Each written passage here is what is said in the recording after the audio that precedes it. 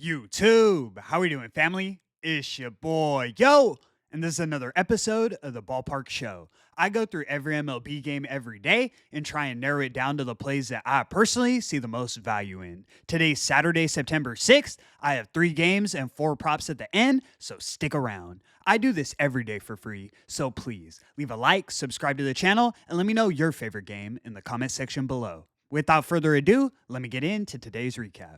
Recapping yesterday, we swept the video 4-0, and of course, we cashed our highlighted play of the day. We took the Chicago White Sox and Detroit Tigers over 4.5 runs in the first 5 innings. Easy money. Both teams were going run for run. The score was 4-4 by the beginning of the 6th. Like I said, 4-0 on all selections. Amazing day. We got the Cubs and Nationals over, which was cool, but we also cashed with the Orioles and the Rockies. Huge plus money on our side, $25 on the parlay, paid $500. I'm not a big parlay guy myself, but I made out handsomely. Hey, 4-4 on all highlighted plays in September. Let's get back in that win column as we do so well. Like I always tell you guys, tread with caution because Saturdays and Sundays are when they really try and come with curveballs, but I'll try and put us in the best position possible. Without further ado, let me get into today's games.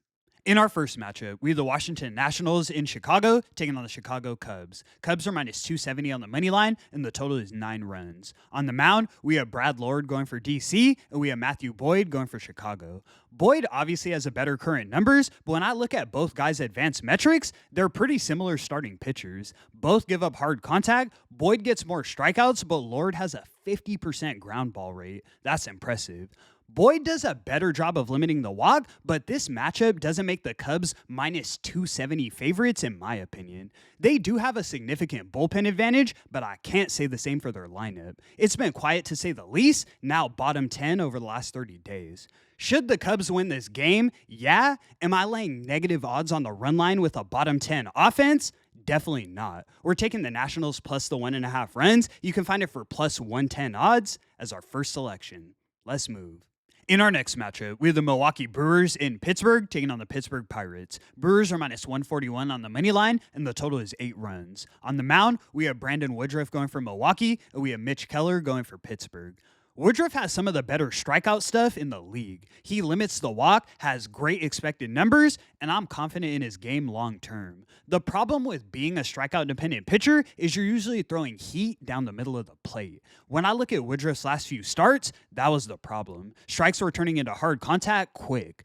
13 earned runs in his last 3 combined starts. Mitch Keller hasn't been anything special in terms of ERA, but he has solid advanced metrics. 45% ground ball rate, limits the walk, and doesn't give up much hard contact. If I'm being honest, I feel like the Brewers lineup is a little overrated based on the run they've been on, but they're not going to win every game. The line is short for a reason. We're taking the Pirates on the money line. You can find it for plus 120 odds as our highlighted selection of the evening. Let's move.